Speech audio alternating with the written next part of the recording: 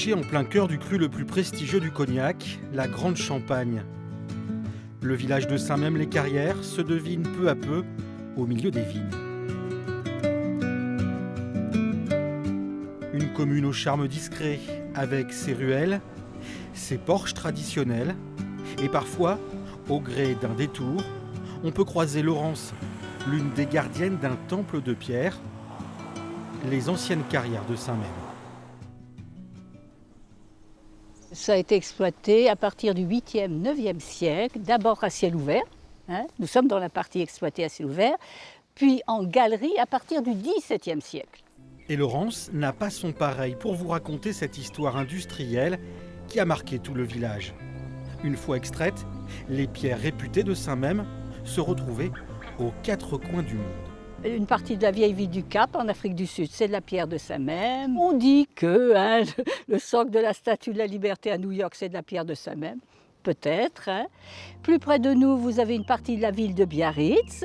Notre beau phare de Cordouan, une partie, c'est de la pierre de Saint-Même. Et à Paris, sur l'Arc de Triomphe, sur un côté, vous avez une sculpture, la Marseillaise de Ruth, c'est de la pierre de Saint-Même aussi. À la fin du 19e siècle, la crise du phylloxéra détruit tout le vignoble français. Cela va marquer l'essor de la carrière. Les gens n'avaient plus de travail, donc ils sont venus travailler dans les carrières. Et là, nous avons eu entre 400 et 500 ouvriers. Et chose particulière, 15 et 16 bars et cafés dans le village.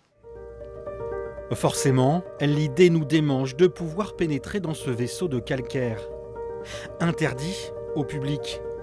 Alors on a pris discrètement le pas de Philippe et Monsieur le maire pour une visite de contrôle qui se transforme rapidement en un spectacle privilégié.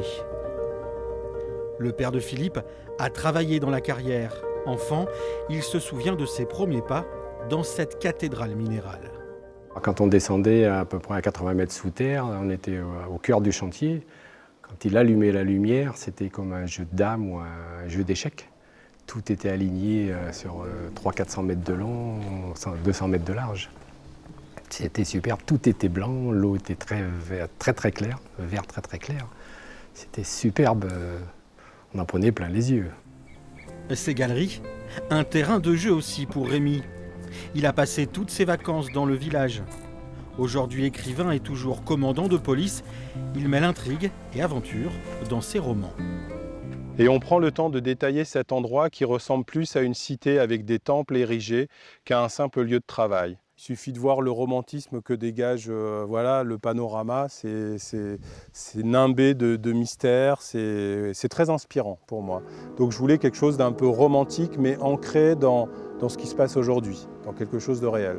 J'espère que les gens qui vivent ici retrouveront l'âme de leur pierre. C'est vraiment nourri, c'est vraiment un personnage, les carrières ici. Ouais. Saint-Même-les-Carrières, un village de pierre et d'eau.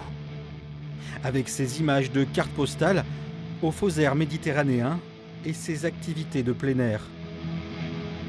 Presque la mer, au cœur du vignoble cognacé, à découvrir sans modération.